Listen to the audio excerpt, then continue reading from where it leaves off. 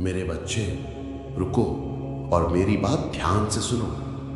घबराओ मत। आज मैं किसी और से बात नहीं कर रहा, मैं सिर्फ तुमसे बात करने आया हूं। मैं देख रहा हूं तुम्हारा घर, जो कभी खुशियों का मंदिर हुआ करता था, आज वहां खामोशी ने या फिर चीख पुकार ने जगह ले ली है।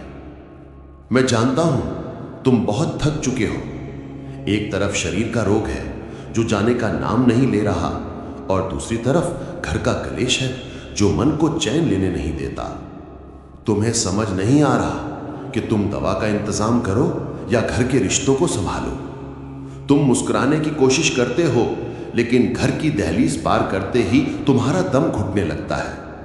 तुम्हें लगता है ना कि तुम्हारे घर को किसी की नजर लग गई है। तुम्हें लगता है कि दवाइयां असर नहीं कर रही हैं। डॉक्टर बदलते हैं, अस्पताल बदलते हैं, लेकिन रिपोर्ट वही की वही रहती है। और रही सही कसर घर के झगड़ों ने पूरी कर दी है। बात बात पर बहस, भाई भाई में बैर, पति पत्नी में तकरार। सुनो मेरे बच्चे, रो लो। आज अपनी आंखों को मत रोको। अपना सारा दर्द, अपनी सारी शिकायतें मेरे सामने रख दो, क्योंकि जब तक तुम खाली नहीं होगे, मैं नई खुशियां कैसे भरूंगा। आज मैं तुम्हारे घर की हवा बदलने आया हूं। आज मैं तुम्हारे घर से रोग और शोक दोनों को विदा करने आया हूं। बेटा, शरीर का रोग तो केवल एक छाया है, असली रोग तो मन की अशांति है। तुम पूछते हो ना, बाबा मैंने किसी का क्या बिगाड़ा जो मैं या मेरा परिवार का सदस्य बिस्तर पकड़ गया। सुनो, कभी कभी मैं तुम्हारे शरीर को थोड़ा कष्ट इसलिए देता हूं ताकि तुम्हारी आत्मा शुद्ध हो सके। ये जो बीमारी आई है, इसे सजा मत समझो। ये तुम्हारे पुराने कर्मों की सफाई हो रही है। जैसे मैला कपड़ा धोने के लिए उसे पत्थर पर पटकना पड़ता है, वैसे ही जीवन को निखारने के लिए कभी कभी पीड़ा से गुजरना पड़ता है। लेकिन डरो मत, मैं तुम्हारा वैद्य भी हूं और मैं ही तुम्हारी दवा हूं। दुनिया के डॉक्टर हाथ खड़े कर सकते हैं, विज्ञान हार मान सकता है, लेकिन जहां सबकी सीमा खत्म होती है, वहां से मेरी शाम शक्ति शुरू होती है। तुमने मुझे लखदातार कहा है ना, तो क्या मैं तुम्हें थोड़ी सी सेहत नहीं दे सकता? विश्वास रखो, ये बीमारी तुम्हारे घर का परमानेंट सदस्य नहीं है। ये एक मेहमान है जो अब जाने की तैयारी कर रही है। बस तुम अपना हौसला मत टूटने देना। मरीज दवाई से ठीक नहीं होता, मरीज अपने परिवार के भरोसे से ठीक होता है। और अब बात करते हैं उस जहर की जो तुम्हारे घर की नींव को खोखला कर रहा है, ग्रह कलेश। बेटा, जिस घर में बर्तन बचते हैं, जिस घर में ऊंची आवाज में बात होती है, वहां से मेरी लक्ष्मी, मेरी सुख शांति रूठ कर चली जाती है। तुम कहते हो कि सामने वाला गलत है, वो कहता है कि तुम गलत हो। इस सही और गलत की लड़ाई में तुम सुकून हार रहे हो। याद रखना मेरे बच्चे, घर ईंट पत्थर से नहीं, समझदारी और त्याग से बनता है।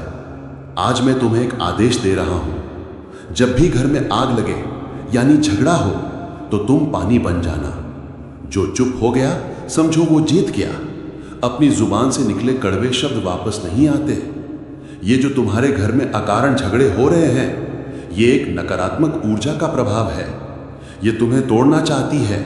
लेकिन क्या तुम इतने कमजोर हो? क्या तुम्हारा प्यार इतना कमजोर है? नहीं, तुम मेरे भक्त हो। तुम्हें इस तूफान में दीपक की तरह जलना है, बुझना नहीं है। तुम्हें समझाने के लिए एक बहुत पुरानी बात बताता हूं। एक गांव में एक सेठ रहता था। उसका घर धन से भरा था, लेकिन मन से खाली था। उसकी पत्नी असाध्य रोग से पीड़ित थी और उसके दोनों बेटों में जायदाद को लेकर रोज युद्ध होता था। सेठ को लगता था कि पैसा सब ठीक कर देगा, लेकिन पैसा शांति नहीं खरीद पाया। हताश होकर वो सेठ खाटू धाम की पैदल यात्रा पर निकला। उसके पैरों में छाले पड़ गए। मंदिर पहुंचकर उसने मुझसे कहा, बाबा सब कुछ ले लो, मेरा धन, मेरी दौलत, बस मेरे घर को जोड़ दो और मेरी पत्नी को खड़ा कर दो। तभी उसे मंदिर प्रांगण में एक संत मिले। संत ने उसे एक तुलसी का पत्ता दिया और एक मौन व्रत का नियम बताया। संत ने कहा, जा इस पत्ते को अपनी पत्नी को खिला देना और संकल्प ले कि अगले 21 दिन तक तेरे घर में कोई भी ऊंची आवाज में बात नहीं करेगा, चाहे कुछ भी हो जाए। सेठ घर गया। उसने सबको हाथ जोड़कर विनती की कि 21 दिन शांति रखें। शुरुआत में मुश्किल हुई, बेटों को गुस्सा आया, लेकिन पिता के लिए वे चुप रहे। घर में शांति आई तो नकारात्मकता बाहर जाने लगी। उस तुलसी के पत्ते में मेरा आशीर्वाद था। पत्नी की सेहत में सुधार होने लगा। जब घर में चीखना चिल्लाना बंद हुआ तो बेटों को भी समझ आया कि हम व्यर्थ ही लड़ रहे थे। 21 दिन बाद उस घर में फिर से वही हंसी गूंज उठी। बेटा, उपाय बाहर नहीं, उपाय तुम्हारे धैर्य में है। तुम भी आज से अपने घर में शांति का बीजारोपण करो, स्वास्थ्य अपने आप लौट आएगा। बहुत बातें हो गई, अब वक्त है सफाई का। मैं चाहता हूं कि तुम जहां भी बैठे हो अपनी आंखें बंद कर लो। गहरी सांस लो। कल्पना करो कि मेरे हाथ में जो मोर छड़ी है उससे मैं तुम्हारे घर के कोने कोने को झाड़ रहा हूं। तुम्हारे घर से बीमारी का काला धुआं बाहर निकल रहा है।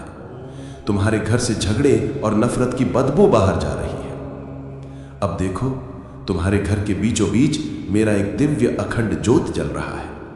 इसकी रोशनी तुम्हारे बीमार परिजन के शरीर पर पड़ रही है और वो स्वस्थ हो रहे हैं। महसूस करो, सब शांत है। अगले 2 मिनट मेरे इस नाम को सुनो और मन में दोहराओ, श्री श्याम शरणम मम। तुम्हारा घर अब पवित्र हो चुका है। तुम्हारा शरीर अब निरोगी हो रहा है।